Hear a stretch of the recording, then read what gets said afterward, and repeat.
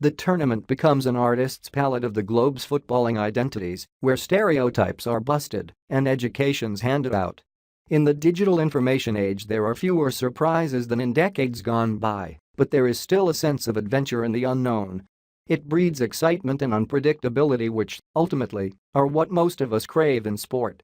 Europe versus South America is a fairly classic culture clash, all told, dating back to the first ever World Cup games, but even in the European Championships of 2 summers ago, in the all-knowing era of 21st century football, Iceland were a curious outlier, a team like no other. Iceland caught the imagination by being the ultimate unit. They appeared a team that was built like the volcanic rock from whence they came, fully formed as they emerged from the magma, all flowing locks and bushy beards. Their football was agricultural, as it was at times today, but they fought so hard, and they sacrificed everything. It doesn't always win games, but it rarely fails to win hearts and minds to see a small nation, disadvantaged against far greater adversaries, punch above their weight and in some memorable cases, land the knockout blow. They found any edge possible on their opposition that they could. We will run further, tackle harder and be more organized.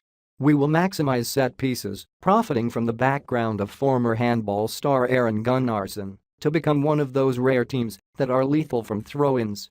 And if Iceland are the ultimate unit, then today they came up against the ultimate individual.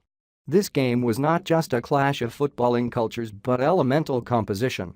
In the red corner, a team first and foremost from the smallest World Cup country ever. In the blue one, a 5 feet 7 inches man with the weight of one of football's great nations on his shoulders. At the crucial moment of this game, though, he failed. And if Iceland were the ultimate team, then Argentina were anything but.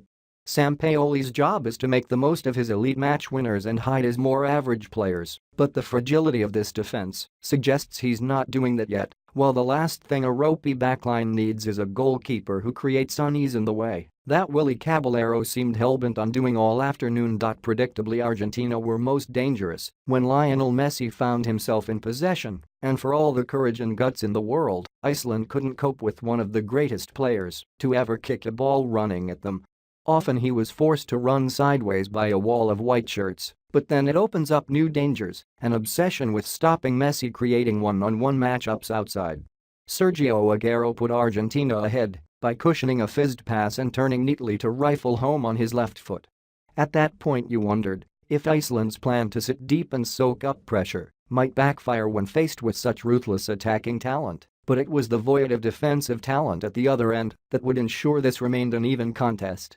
A simple long ball was enough to put Argentina's defense on roller skates, and both Alfred Finnbogason and Birger Bjarnason could have profited from the Albicelest's desperation. Argentina vs Iceland, Lionel Messi misses penalty as Albicelest fall flat. Argentina 1-1 Iceland. The Barcelona star missed from 12 yards as the Vikings held out in Moscow. The meltdown will be real. Argentina are not out of the World Cup, not by a long shot, but you mightn't be able to tell from the reaction back home as the 8th largest country on earth. World footballing royalty, who sure as hell know it, were held to a draw by World Cup debutants Iceland in Moscow. Most stunningly of all, it was Lionel Messi who earned his second-half penalty save just as Argentina had appeared to be let off the hook for a performance that rarely fizzled and certainly never banged. Conventional wisdom was that Argentina's only chance of winning the World Cup lay with Messi, and this may still prove to be true. But Jorge Sampaoli may have bought too much into this belief, compromising the system that made him successful as a coach, a system that made teams greater than the sum of their parts to accommodate its greatest part. Within his squad, Sampaoli has the players to build a superpower, but they were nowhere close at Spartak Stadium, dominant on the ball but only mildly threatening in attack, and with a penchant for implosion at the back. Iceland were as you'd expect, resolute, organized, brave and direct. It wasn't complicated, but it was effective enough, the onus on Argentina to make something happen, while throwing every hulking body